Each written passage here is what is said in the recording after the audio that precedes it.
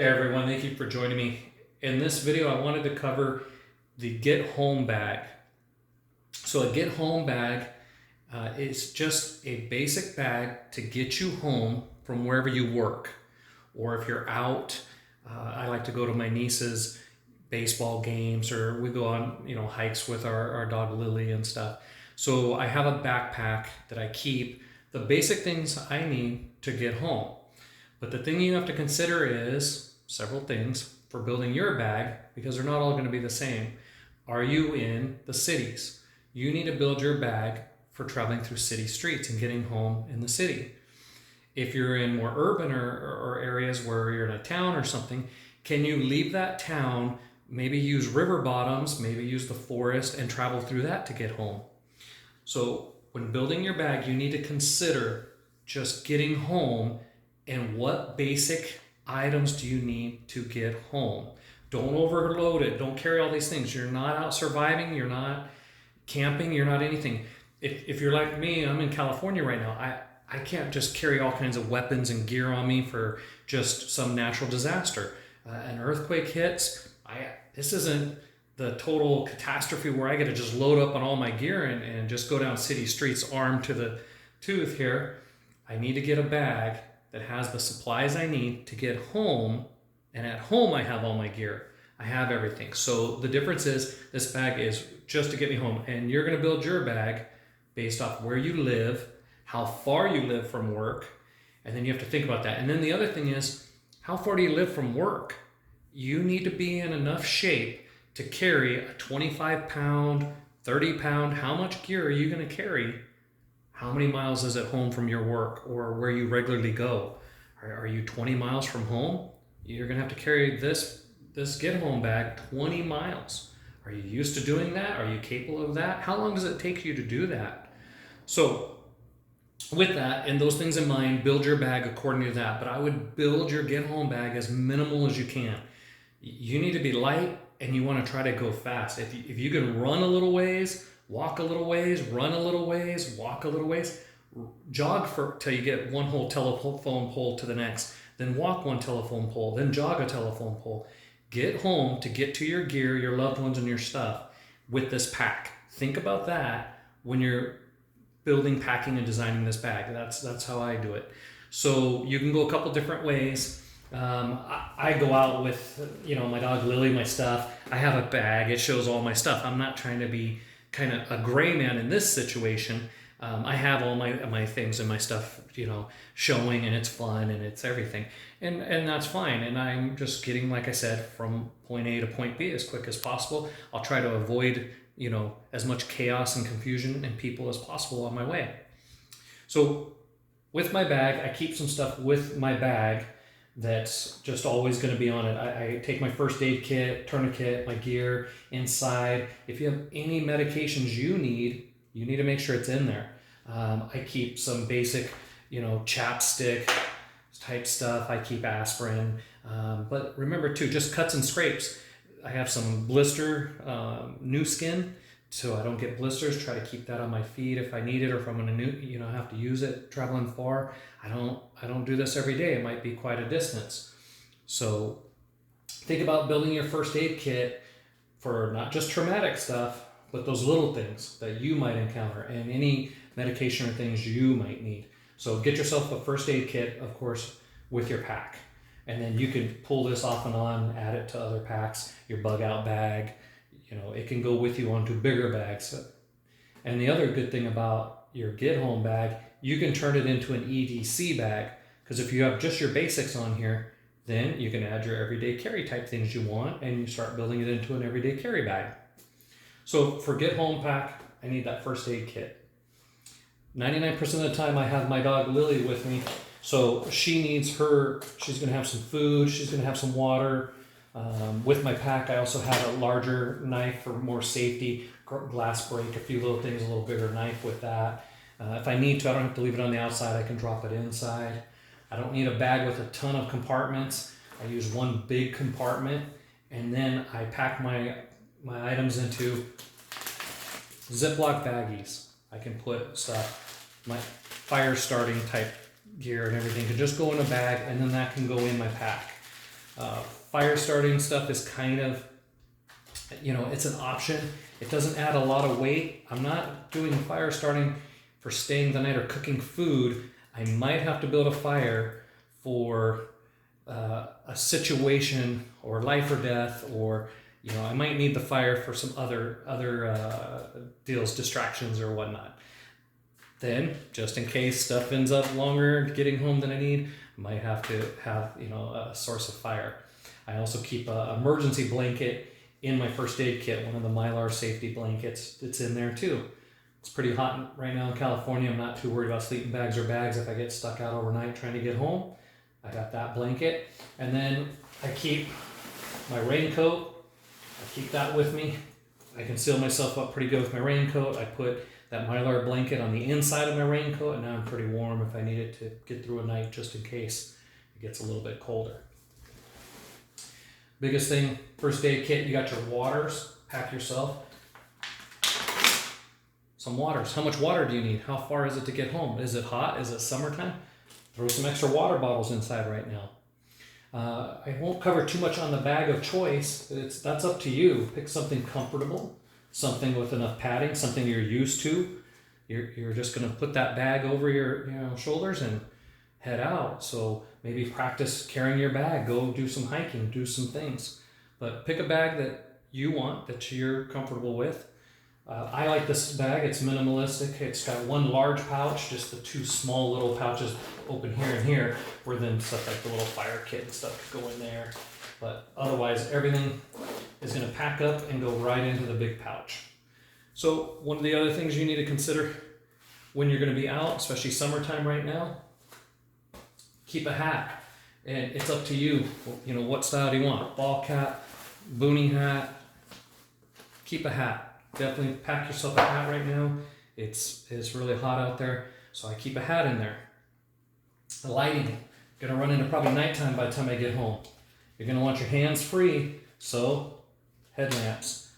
Throw a couple different headlamps. You're not trying to see super far. You usually don't need the little flashlight beam or that. You just want a good light source so you're not tripping over stuff, debris, if the ground's messed up, things like that. Your headlamps are for helping you see and get in your packs and do what you need with your headlamps. Pick a style or whatever you need, get yourself a good headlamp. With your lighting, one good flashlight. Whatever style, again, pick the style you want, size you want for carrying. The differences in these headlamps is, some of them you can load spare batteries in. If you're going to carry batteries, I would suggest rechargeables. Keep your rechargeables charged, keep them with your flashlight. All of these packs, something I do, all of my lighting and all of mine is set up to be charged off a USB. So I can open it, USB charge it. So then up to you. You can carry.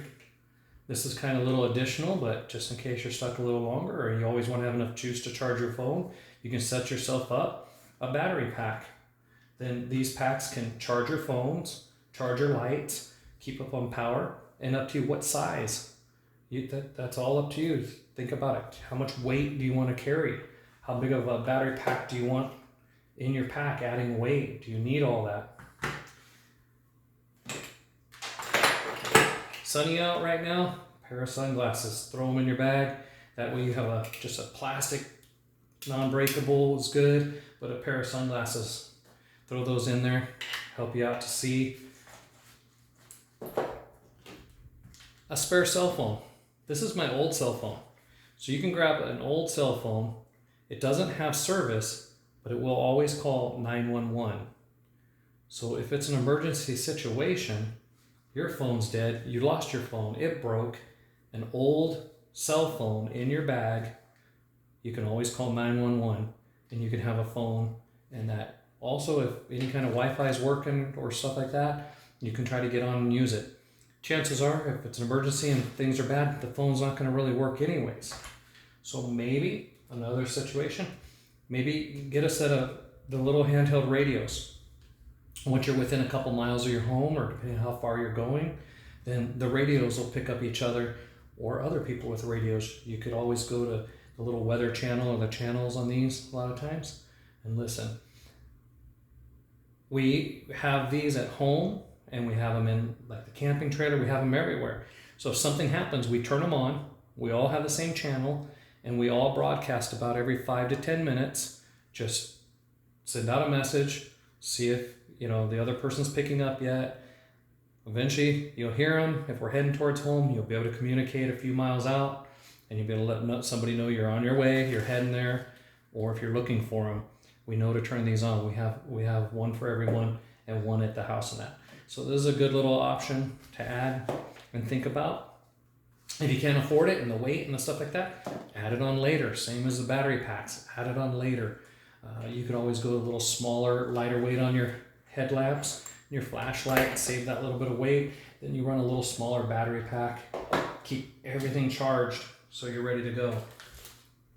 Or carry some extra batteries, keep extra batteries. You can just throw those in, you don't need the charger. It's up to you about the weight in that. Something I keep with my bag, a little flashlight, little spare knife, little kit. This is in my bag, so I can take this out and I can put this on my belt. So now I have a little emergency kit right on my side. I have a flashlight ready to go, another little knife ready to go, and I grab this, and this is with my bag.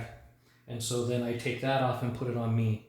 Same thing with my bigger, larger knife. If I need, I can put it on me. And my bag's also got another knife over here. So my bag keeps a few things on me, a couple knives for self-defense and that. So it's up to you on things like that. The other thing that I would recommend is some kind of, emergency signaling device. Emergency helicopter, you're hurt, you need help. During the daytime, these little mirrors, they reflect. You can signal somebody by flashing them with the light. These are great. Don't weigh much of anything, and they can go right in your first aid kit or your pouch. Those are great. They also make these battery operated little guys that are good, and you can set these up, and they have different modes of lighting, so you can signal each other on certain colors, or a strobe, and you can set that out there, and hopefully somebody eventually sees it and comes and helps you. So you have that kind of electronic type signaling. You also have the chemical lights, the chem sticks. You break them, shake them, and you have light in case it's nighttime and you need to be seen, or you want to mark a position for a lot longer than your flashlights might last. Chem lights can stay glowing almost all night. A whistle. There's SOS codes and codes you can learn and use your whistle for. So that way you can whistle and get attention on that if you need it. You're talking about an emergency situation where something happened and you're just trying to get home. You're not necessarily trying to hide from everyone. Now, albeit that might be the circumstance, and then you don't, signal people or do stuff. But if you're, hurt, injured, or whatever, in this bag, you at least have the items you need to signal or try to get help. The other thing, you're not going to be out there too long, hopefully. You're just trying to get home, but a source of energy. These energy bars, you can pack these in. You can pack in all kinds of energy bars. Eating that little energy bar, drinking some water, and getting that nutrition, even though you really don't need the food, that energy just makes you, more energized, feel better, and keeps you going. A little hard piece of candy, also suck on a little hard piece of candy as you're going. That little sugar rush kind of seems to help you keep going. Pair of gloves, mechanics, impacts, whatever you want. I would recommend a pair of gloves for your hands to keep them safe. You're going to be dealing with debris or possible stuff. You want to keep your hands protected. I would look into a pair of gloves. Face masks, depending on what type and everything you need. Some places you need your face mask anyways right now. But different face masks. These ones have microfiber. It helps keep out the bigger dust, the particles, some of that other stuff. You can also use masks together. These keep you cool. You can wet these and keep yourself cooler as you're trying to travel along, especially in this heat and you have a long way to go. These keep you cooler. You can keep those. I keep toiletries, toilet paper, baby wipes. I keep it in my get home bag, day bag. I keep them in there. Same thing with my dog, so she has her stuff because I use my bag for regular stuff. But there's nothing wrong with keeping hygiene and keeping careful, keeping safe. You never know if one day might turn into 2 days or a couple days or, the restroom. Plus baby wipes. can help clean up on stuff before you get into your first aid kit. You can wash up with them and then use your first aid kits, little alcohol pads, keep some triple antibiotics, some Neosporin, some Band-Aids, keep up on things like that. There's going to be debris out there or things. Safety, self-defense type safety to keep yourself safe. Of course, knife. Be careful, but learn how to use a knife. There's other little non-lethal devices you can get, little pepper sprays and things. Check your laws, your codes, your things. So a little bit of self-defense. Here, like I said, currently in California, it's not like we can just run around with guns and everything. And a lot of people, I'm the same. I'm not going to carry a gun and run around the streets and everything and have a gun out there. And I know a lot of people, same thing. But you're going to want to defend yourself because people see you maybe with a backpack of gear, or you're eating a power bar, granola bar in front of them, and it's been several hours and they're scared. You never know. Somebody might attack you or try to take what you have. So be smart. Don't maybe stop and rest in open areas. Make sure maybe you're kind of hidden when you take your breaks, depending on what kind of situation it is. If you're looking for help, then of course stay out in open areas, try to get help, get to safety. Another last couple things I would think about. So you're not too used to maybe walking 20 miles home, then you might want to throw some baby powder, foot powders, the little travel size ones in your bag. The next thing, look up different materials, but check on your material of socks. You can get a little pair of dress socks and then a pair of nice, hiking type socks. Put these dress socks on first, put the hiking over, get rid of your socks you've already been wearing all day that might be wet in that, and put on nice dry socks. Lace up your shoes, boots. Depending on if you're at work and you have dress shoes, you might want to think about keeping a second pair of shoes sticking right out of the top of your bag, and you can put on some track shoes or hiking boots if you plan on cutting across river bottoms and going through the forest, which might cut several miles off your trip. So think about some socks and some stuff to get home better. And then another little thing, now these are a little heavy and it's just something to think on, but a pair of binoculars. If you can see out ahead of you and see down a road or see if something's going on, checkpoints, or see things first before you get caught in them, you can avoid them. So a pair of binoculars, it really could help you out. Also, if you're just trying to see help or get help, you can see farther down the road or ways to go. You might see what you need and head in that direction, so you're not wasting a ton of time or energy going in the wrong way. 550 cord, it's up to you. Like I said, right now with my dog and everything, I keep it as an emergency to tie her or keep stuff, or if I need to tie something or keep something on. So I have brightly colored 550 cord. It's up to you. You can keep both. You can keep some black or green or dark colored so people don't see it, draw a lot of attention. Again, my pack and my stuff, I'm not set up for not drawing attention. I'm just looking like your typical veteran running around with my gear. So there's nothing I can do about that. That's just pretty much it. Now, if I wanted to go back out and go rescue somebody or go do a different mission opposite of get home, then I would have a whole nother rucksack, backpack. My mission would dictate, and I'd have different gear, and then am I putting on, body armor, taking out weapons and gear, completely different. And if I'm bugging out, which I don't plan on bugging out, I don't really believe in that unless it's, a fire is about to take my home or, some natural disaster. I would rather stay where I know my home, where I know that my weak points are, and protect those and defend that, than pick up and try to leave to an unknown area with very minimal what I can carry supplies. But just in case you do have to go, then you already started with this, and then you add what gear you need for going farther. Plus, at home, if you have your duffel bags or different stuff, camping gear, I would actually put that in the trailer and take the camping trailers.